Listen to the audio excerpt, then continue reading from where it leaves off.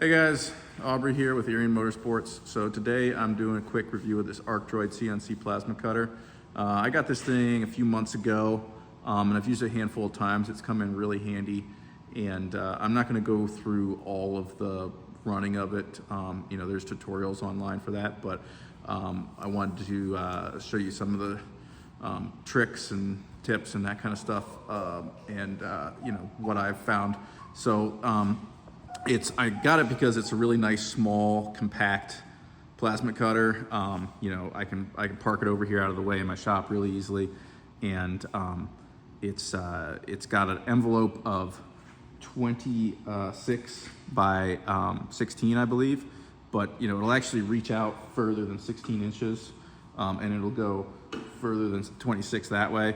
It's just that it won't do a square envelope of more than 26 by 16. So all in all, I'm really happy with this machine. It's relatively inexpensive.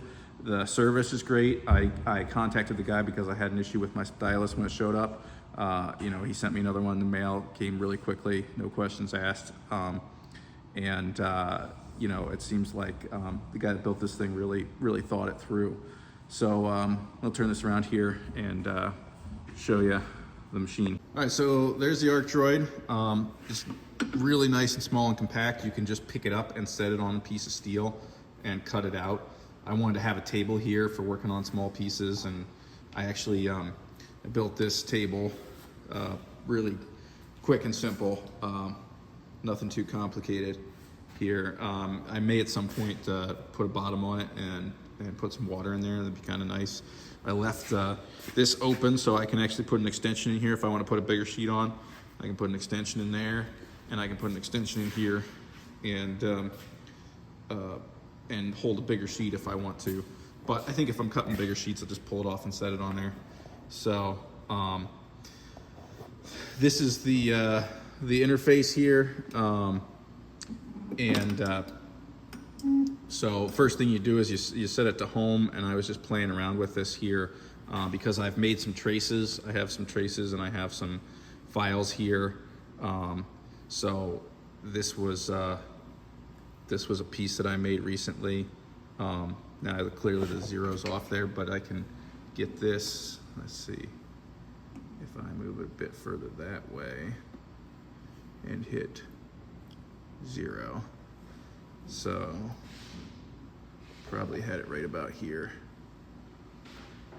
So you can see that this is actually outside of the envelope, but because it doesn't reach too far in this direction, by the way, I'm moving this right now so you can see where my cutting, where the tip of the torch would be right there. So yeah, you can actually cut bigger than that envelope, but that's your maximum cut right there. So the thing works really slick. I made myself up a little book here so that I can get my cut charts. You can get all this stuff from Hypotherm, but I wanted to have it so I wasn't looking it up every time.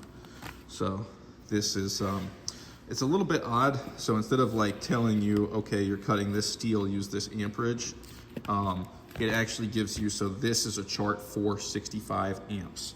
So if you have it set at 65 amps, then you're going to use these settings.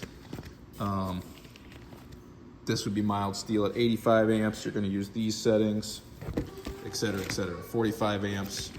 So I don't know why they do it like that, but once you get it figured out, they work pretty good. I've had to adjust them before where it wasn't holding an arc, and I had to slow down the speed a little bit because it was just cutting too fast. But that's my book. I just keep it right there. Use a Hypertherm Power Max 85. I'm doing another video on how I set up the switch because I use a machine torch. A hand torch for mine, and I have a switch on here that swishes it so that you can use it with a hand torch, because if you hook into the CNC port with a hand torch on there, it won't run it. It's a safety feature that Hypertherm put on there that doesn't really make much sense to me. One thing that I will say is that when you, let me show you this real quick.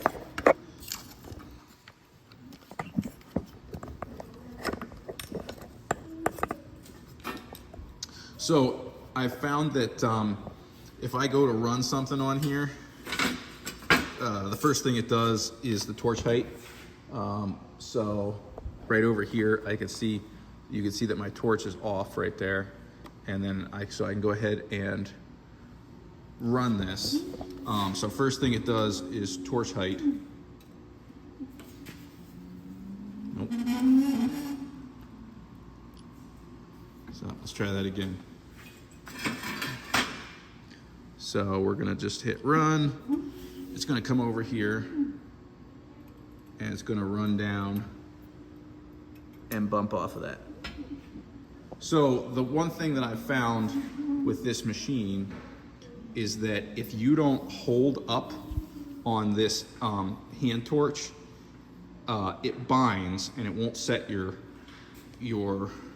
torch height correctly. So because of this downward pressure, when it goes to set that torch height, it binds just a little bit and it thinks it's touching off the material, but it's not. So if you just hold up on this, I just grab hold of it and hold up on it for every time that it starts, then it works perfectly fine. So that's the only minor issue I've had with it. So you can trace out objects with your stylus. So you can, like I did a cardboard cutout for this last piece that I made, and you can basically you hold the stylus there, you click, it sets the point, then you come over here, click again, it sets that point, and then at the end you can close the polygon and it'll automatically do the last line for you. So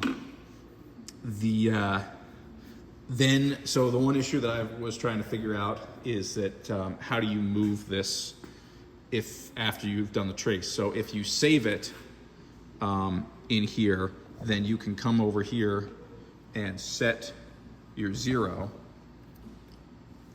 and load your trace again, and it will move it. So let's move my 0 right there. So all you have to do if you want to move your trace is to save it, and then you can bring it over here and you can load it and move it around. Most of the time you can just move your piece of material to match, but occasionally that doesn't work for you. So what other things can I tell you I've learned on it? So I use Shaper 3D on my iPad to make designs. I found it to be really intuitive. It costs some money, but it's not super expensive. I think if you get it when it's on sale, it's like $130 a year, and it allows me to design stuff when I'm not up here. So I can be anywhere I want. I can design something. I can bring it up here and cut it, or I can be out in my shop. I don't have a fast enough computer out here. The one that I have is really slow to run the design software. So, and then I use my other computer. And I use the Fusion 360 to generate the G code for it from the image on my computer. But I do the designs on a tablet, so I like the Shaper 3D. It works pretty well. Sometimes it's a little bit frustrating, but I'm not very good with CAD programs as it is. So I can't really think of anything else to tell you about it. I like it. It works well. I think it's well designed. You can see all of the reviews or all of the tutorials that he gives on the ArcDroid site. But he's based out of Canada, I think, and you do get good service. That was my one concern, because it ships to you from China, and I thought it might be a cheap Chinese company, but that would have bad service. But I can't complain. So that's what I've got for you. Like and subscribe for more videos and content, and I'll have another video that shows you how to set up the switch on the Hypotherm if you want to use your hand torch. So, thanks for watching.